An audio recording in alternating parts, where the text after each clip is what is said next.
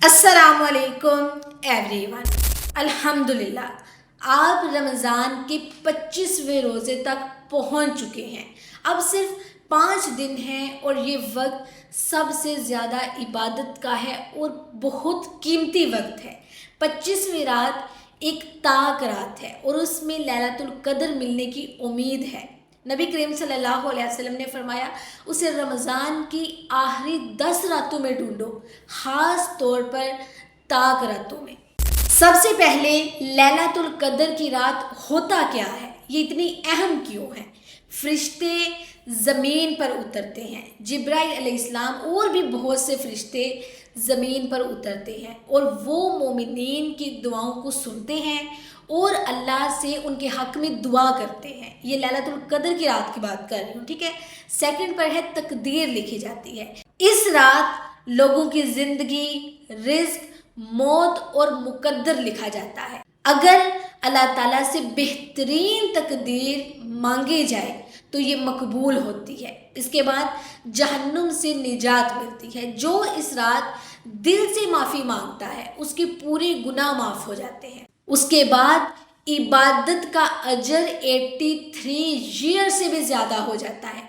अगर इस रात को एक तस्बीह भी पढ़ी जाए ना तो उसका अजर 83 ईयर्स की इबादत करने जैसा होता है। हर एक दरूद, कुरान की तिलावत, नफल नमाज का सवाब हज़ारों गुना बढ़ जाता है। और ये रात राहत और सुकून की रात है। इस रात हवा पुरसुकून होती है, हर तरफ एक नूरानी रोशनी सी महसूस होती है। नबी करीम सल्लल्लाहु अलैहि वसल्लम ने फरमाया, लैलतुल कद्र की रात सुकून वाली होती है, ना ज़्यादा गर्मी होती है और ना ज़्यादा सर्दी होती है। जैसा कि शुरू में बताया कि लैलतुल कद्र रमज़ान की आखिरी 10 रातों में से किसी भी ताक रात में हो सकती है। अब ताक रातें कौन कौन सी हैं? 21वीं, 23वीं, 25वीं, 27वीं और 29वीं। लेकिन सबसे ज़्यादा 27वीं रात पर ज़्यादा जोर दिया जाता है। इसलिए आखिरी 10 रातों को पूरी मेहनत के साथ गुजारनी चाहिए। अब है लैलतुल कद्र में क्या करना चाहिए। नंबर 1, तहज्जुद पढ़ें। ये सबसे बेहतरीन नमाज है जो तकदीर बदल सकती है। सेकंड, इस्तग़फ़ार करें। माफ़ी मांगना और गुनाहों से तौबा करना ज़रूरी है। इसके बाद कुरान पढ़ें, कम अज़ कम सूरा कद्र और सूरा यासीन पढ़ें। उसके बाद दुरूद शरीफ पढ़ें, ज़्यादा से ज़्यादा दुरूद शरीफ पढ़ें क्योंकि ये रिज़्क बढ़ाता है। इसके बाद सदका दें, गरीबों और मोहताजों की मदद करें क्योंकि सदका बलाइयों को दूर करता है, ठीक है जी। उसके बाद दुआ मांगे, अपनी और अपने घर वालों की दुनिया और आखिरत की बेहतरी के लिए दुआ करें। अल्लाह हमें इस अजीम रात को पाकर इसका पूरा अजर हासिल करने की तौफीक अता फरमाए, आमीन। अब है 25वें रोज़े का ख़ास अमल, ठीक है। सबसे पहले सहरी से पहले तहज्जुद की नमाज पढ़ें, उसके बाद इस्तग़फ़ार और तौबा करें, उसके बाद दुआ मांगे, अपनी दुनिया और आखिरत के लिए बेहतरीन दुआ करें।